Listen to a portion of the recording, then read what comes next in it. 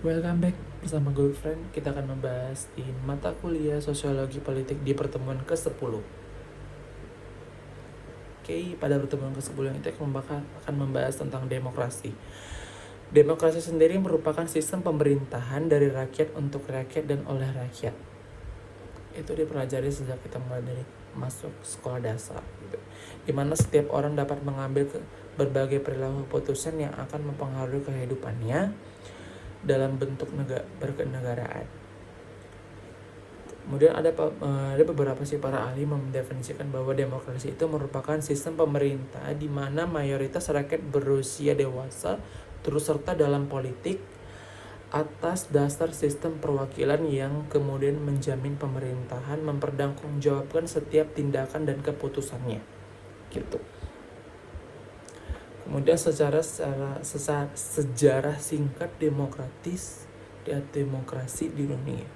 Gagasan demokrasi sebagai sistem pemerintahan berasal dari kebudayaan Yunani.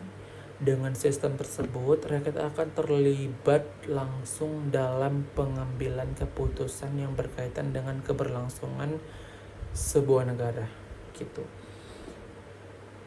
Kemudian kesemuanya saat itu memiliki hak berbicara dan memberikan suara dari majelis Athena. Gitu. Kemudian ciri-ciri demokrasi. Itu yang pertama memiliki perwakilan rakyat. Indonesia memiliki lembaga legislatif.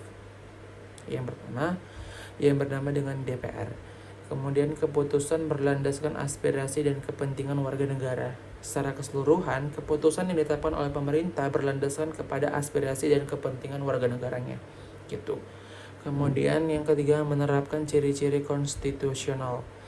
Hal ini berkaitan dengan kehendak, kepentingan atau kekuasaan rakyat, di mana hal tersebut juga tercantum dalam penentuan hukum atau undang-undang. Yang keempat, menyelenggarakan pemilihan umum. Pesta rakyat harus digelar secara berkala hingga kemudian terpilih perwakilan ataupun pemimpin untuk menjalankan roda pemerintahan dari sebuah negara tersebut. Contohnya Indonesia. Setiap 5 tahun sekali mengadakan pemilu. Gitu. Yang kelima, terdapat sistem kepartaian. Partai adalah sarana ataupun media untuk melaksanakan sistem demokrasi. Dengan adanya partai, rakyat juga dapat dipilih sebagai wakil rakyat yang berfungsi menjadi penerus aspirasi. Gitu. Tujuan ataupun dari sistem kepartaian tersebut dapat mewujudkan keinginan rakyat, sekaligus wakil rakyat dapat mengontrol kerja pemerintah. Gitu ya. Kemudian tujuan dari demokrasi itu yang pertama kebebasan berpendapat, yang kedua menciptakan keamanan dan ketertiban, yang ketiga mendorong masyarakat aktif dalam pemerintah, yang keempat membatasi kekuasaan pemerintah, yang kelima mencegah perselisihan. Macam-macam demokrasi itu ada, yang pertama itu demokrasi parlementer, kemudian demokrasi langsung, demokrasi tidak langsung, kemudian demokrasi Pancasila, kemudian demokrasi presidensial, kemudian demokrasi liberal. Contoh-contoh sikap demokrasi. Yang pertama, sikap adil kepada semua orang.